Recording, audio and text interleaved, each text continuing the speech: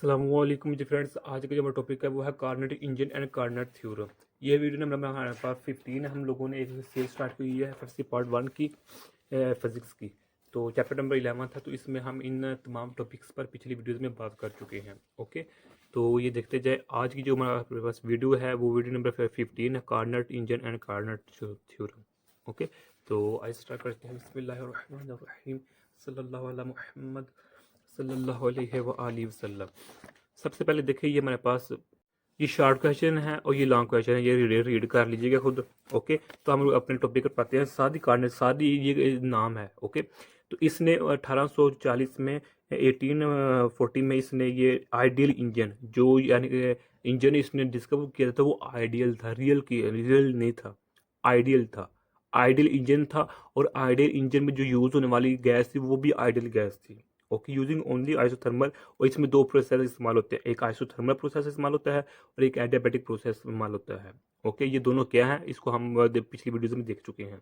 Okay, he showed that as a heat engine operating in reversible cycle between two heat reservoir at different temperature. यानी कि हमारे पास दो temperature होते हैं, यानी कि दो डिफरेंट हीट रेजर्वायर्स होते हैं, या दो ऑब्जेक्ट लगा रहे हैं डिफरेंट टेम्परेचर के, तो उसके दरमियान ये प्रोसेस होता है और ये रिवर्सिबल प्रोसेस है। ये एमसीक्यू के तौर पर यहाँ आ सकता है क्वेश्चन।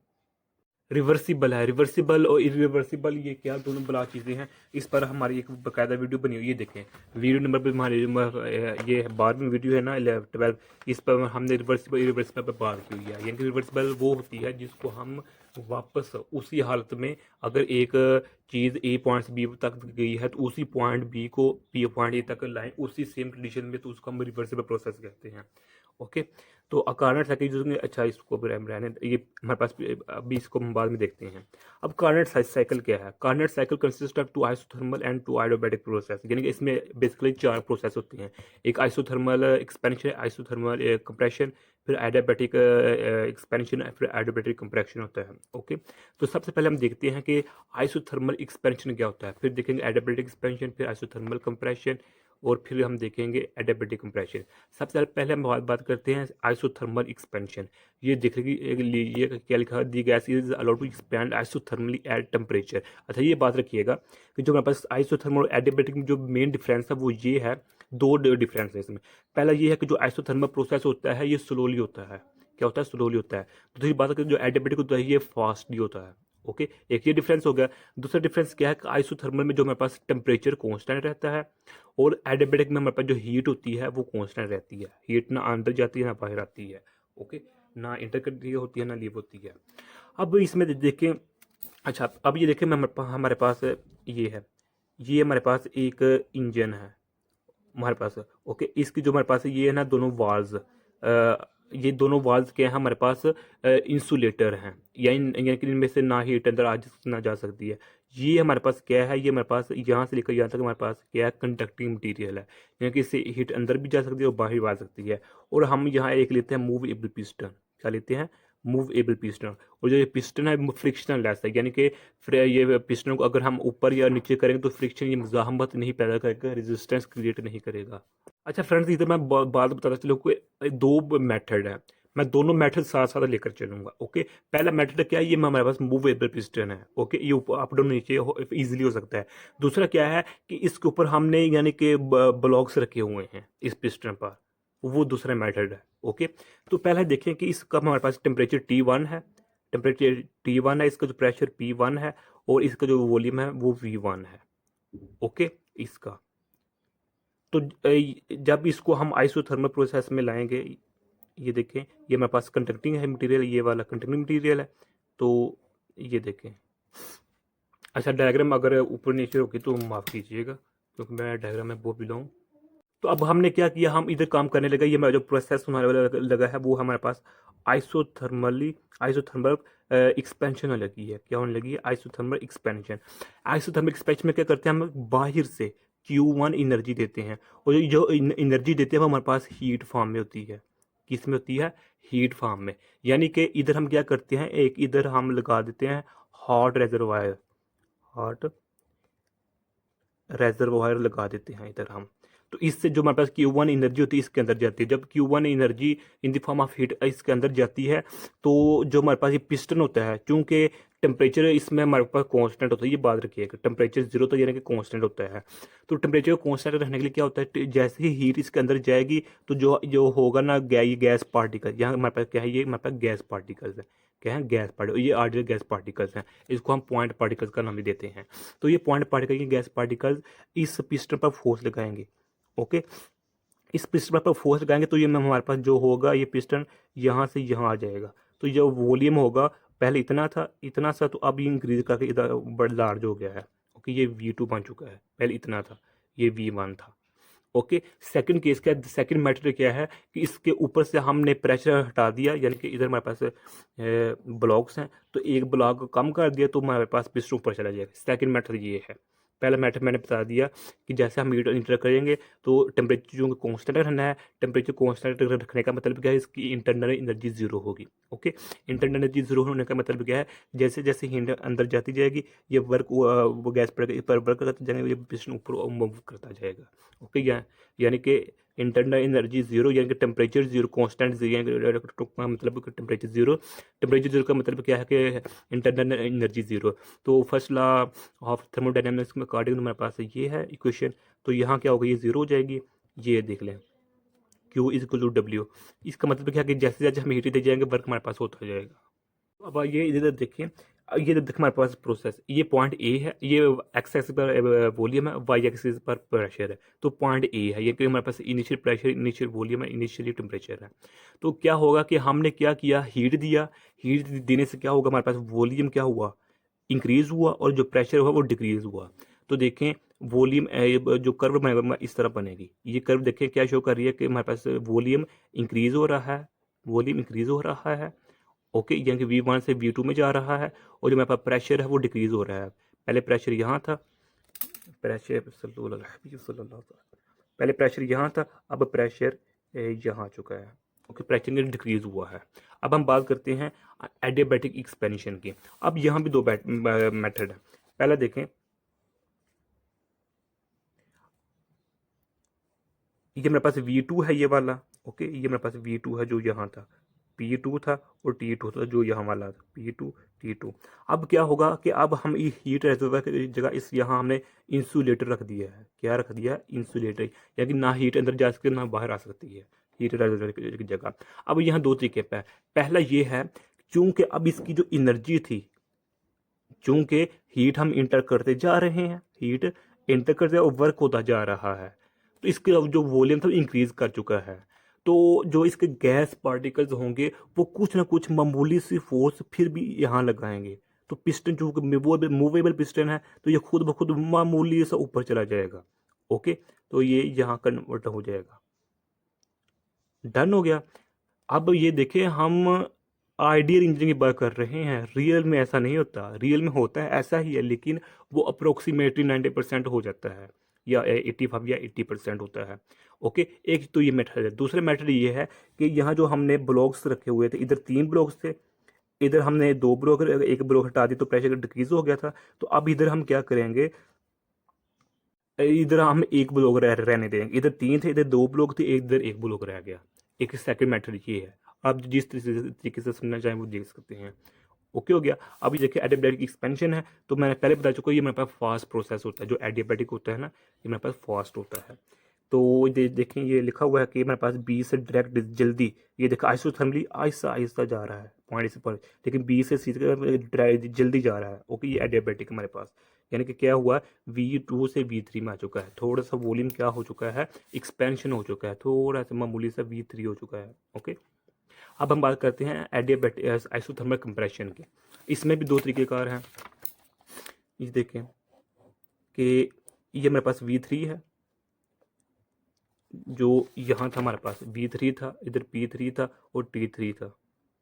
ओके, तो सिमिलर इधर भी हमारे पास P3 होगा और T3 होगा। ओके, सल्लल्लाहु अलैहि मुहम्मद सल्लल्लाहु अलैहि वसल्लम। अब यहाँ हम क्या करेंगे कि इधर हम एक रख देंगे कोल्ड रेजरवायर। पहले हमने हार्ड रखा था, अब इधर रखेंगे हम कोल्ड रेजरवायर। ओके, अब कोल्ड रेजरवायर चूंकि इसके जो हमारे पास टेम्परेचर होता है वो बहुत कम होता है, ठंडी ठंडक होता है ना इसमें। तो अब इसमें भी दो तरीके हैं। पहले तरीका क्या क्या कार गया कि इसका जो वॉल्यूम था, वॉल्यूम जो इंक्रीज हुआ था, यानी कि वॉल्यूम इधर V1 से, जो वॉल्यूम V1 से इंक्रीज हुआ था V2 और फिर V3, वो कैसे हुआ था कि हमने नीचे से हीट दी थी Q1 की फॉर्म में। ओके, तो जो Q1 की इसका वॉल्यूम इंक्रीज हो चुका था। वॉल्यूम इंक्रीज होने का मतलब क्या है कि इसकी जो हमारे पास वॉल्यूम जो इसके पार्टिकल्स हैं, पॉइंट पार्टिकल यानी गैस पार्टिकल, इसके दरमियान जो एक्सपेंशन है यानी कि जो स्पेस है वो इंक्रीज हो चुकी है। अब ओके, तो अब पहला तरीकाकार क्या है कि ये जो मूवेबल पिस्टन है, चूंकि इसका जो हमारे पास टेम्परेचर ज़्यादा है कोल्ड रेजरवायर से, टेम्परेचर इसका जो सिस्टम है गैस पार्टिकल, इसका सिस्टम टेम्परेचर ज़्यादा है, तो जो होगा हीट वो खुद ब खुद नीचे आ जाएगी। क्योंकि हम जानते हैं अगर ये हॉट बॉडी है और ये कोल्ड बॉडी है तो हीट खुद ब खुद ऐसे चली जाएगी, ये हम जानते हैं। ओके, ये नहीं होगा कि कोल्ड बॉडी से हॉट बॉडी में हीट जाए, ये मुमकिन है। हाँ, एक मुमकिन है अगर इसका हम एक्सटर्नल वर्क करें तो हमारे पास जा सकता है, लेकिन अदरवाइज नहीं। ओके, तो अब ये तरीका, पहला तरीका कर गया है कि जो हमारे पास हीट होगी वो सिस्टम से कोल्ड रेजरवायर में आ जाएगी। या फिर सेकंड तरीका कर क्या है, क्योंकि इधर हमारे पास एक ब्लॉक रह गया था, इधर हमारे पास एक ब्लॉक था, तो इधर इसके ऊपर हम एक और ब्लॉक रख देंगे, तो प्रेशर बढ़ जाएगा, तो वॉल्यूम जो होगा डिक्रीज हो जाएगा। यानी कि वॉल्यूम क्या हो जाएगा, पहले क्या था V3 था, अब V4 हो जाएगा। ओके, तो ये था हमारे पास आइसोथर्मल कंप्रेशन, डन हो गया। और ये भी याद रखिएगा कि जो हमारे पास इधर टेम्परेचर T3 था ना, वो अब टेम्परेचर T2 में कन्वर्ट हो चुका है। यानी कि जितना टेम्परेचर 2 किधर था, टेम्परेचर 2 इधर था हमारे पास, इधर था, तो टेम्परेचर 2 में वॉल्यूम इतना था, तो अब भी हमारे पास टेम्परेचर 2 में जितना हमारे पास वॉल्यूम था ना इधर, इधर उतना ही इधर हो जाएगा। अगर यानी कि इधर ऐसे होगा, ये मुझसे गलती से नीचे हो गया। ओके, तो ये हमारे पास आइसोथर्मल कंप्रेशन है, ये रीड कर लीजिएगा। अब आइसोथर्मल C से D की तरफ, यानी कि हमारे पास क्या है, वॉल्यूम क्या हुआ, डिक्रीज हुआ है, वॉल्यूम डिक्रीज हुआ है और प्रेशर इंक्रीज हुआ है। ये देखिए, प्रेशर हमने एक ब्लॉक रख दिया तो प्रेशर इंक्रीज हुआ है, तो यहाँ जो हमारे पास V3 था वो ग्रेटर था V2 से। ओके, तो जैसे ही हमने इसके ऊपर ब्लॉक रखा तो वो जो हमारे पास था इधर हमारे पास V3 वो इक्वल हो जाएगा V2 के, यानी कि V3 फिर वापस आ जाएगा अपने V2 की फॉर्म में। ओके, अब हम बात करते हैं लास्ट पे एडियाबैटिक कंप्रेशन। एडियाबैटिक कंप्रेशन में हमारे पास क्या होता है, यही होता है ब्लॉक, यही होता है। तो यानी कि ये हमारे पास जो ये हमारे पास V2 ही होता है और इसमें हमारे पास टेम्परेचर 2 ही होता है। ओके, यानी कि जो हमारे पास V4 होता है वो एक्चुअली V2 की इक्वल ही होता है हमारे पास, तो टेम्परेचर 2 होता है इधर हमारे पास। तो अब क्या होगा, अब इधर हमारे पास कोल्ड ब्रेजर, इधर अब हम फिर आगे रख देंगे इंसुलेटर, कोई मटीरियल रख देंगे। ओके, तो अब इंसुलिन मटीरियल में हमारे पास एडियाबैटिक कंप्रेशन होगा। एडियाबैटिक कंप्रेशन क्या होगा, ये खुद अब खुद थोड़ा मामूली सी नीचे आ जाए, इसका वॉल्यूम नीचे हो जाएगा। ओके, या फिर क्या होगा, इसके ऊपर पहले दो ब्लॉक थे पहले ही जो थे, अब हम तीसरा खुद रख देंगे, तो इसका जो वॉल्यूम होगा वो पहले वाले जो मेरे पास था वॉल्यूम V1 वो उसमें आ जाएगा, जो मेरे पास इधर हमने लिया था। ओके, V1 में आ जाएगा, तो टेम्परेचर भी T1 हो जाएगा। ओके, तो ये था हमारे पास इतना सा प्रोसेस था। तो अब क्या होगा, ये देखिए D से A की तरफ जा रहे हैं हम, D से A की तरफ, यानी कि जो था वॉल्यूम थोड़ा, ये वॉल्यूम पहले यहाँ से यहाँ तक लार्ज डिक्रीज हुआ था, अब यहाँ से यहाँ तक मामूली से डिक्रीज हुआ वॉल्यूम, लेकिन प्रेशर काफ़ी इंक्रीज हुआ है क्योंकि हमने इधर थर्ड ब्लॉक रख दिया है।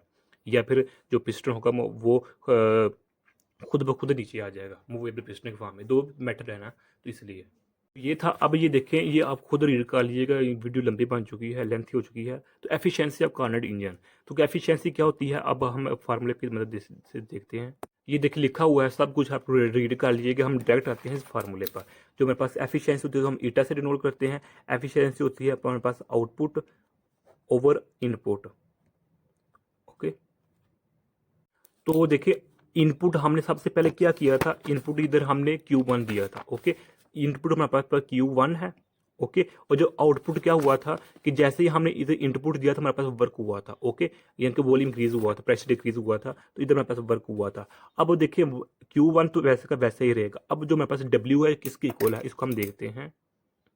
तो जो मेरे पास W होगा, हमारे पास वर्क होगा वो सॉरी जो हमारे पास डब्ल्यू की वैल्यू कैसे निकालेंगे, Q1 is equal to work plus Q2 होगा, इसके इक्वल होगा। यानी कि ये देखें, जैसे ही हमने इसके अंदर हीट Q1 इंटर की, तो हमारे पास हमने पहले देखा कि जो हमारे पास इंटर की वो वर्क में कन्वर्ट हो चुकी होगी टोटली। लेकिन ये हम आइडियल केस में ऐसा देखते हैं, लेकिन रियल केस में इस तरह ऐसा नहीं होता।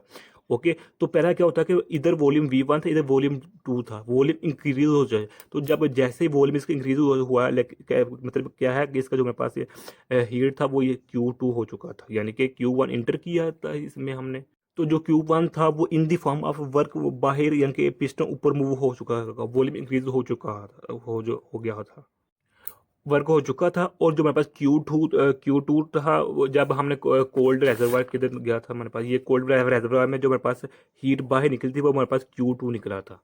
ओके, यानी कि हमने Q1 इंटर किया, वर्क भी हुआ, और जो फिर कोल्ड रेजर्वायर थर्ड केस में वो निकला था वो हमारे पास Q2 निकला था। तो इसलिए हम कहते हैं Q1 हमने हीट दी तो वर्क भी हुआ, और हमारे पास Q2 फिर बाहर भी निकला, तो यहाँ से हम वर्क की वैल्यू निकाल लेंगे, तो Q1 is equal to Q2 हो जाएगा। ओके, तो आप इधर हम वैल्यू पुट कर दें Q1 ओवर नेगेटिव Q2, तो ये हो जाएगा Q1 over Q1 negative Q2 over Q1, तो ये कैंसिल हो जाएगा, तो मेरे पास बन जाएगा 1 नेगेटिव Q2 ओवर Q1।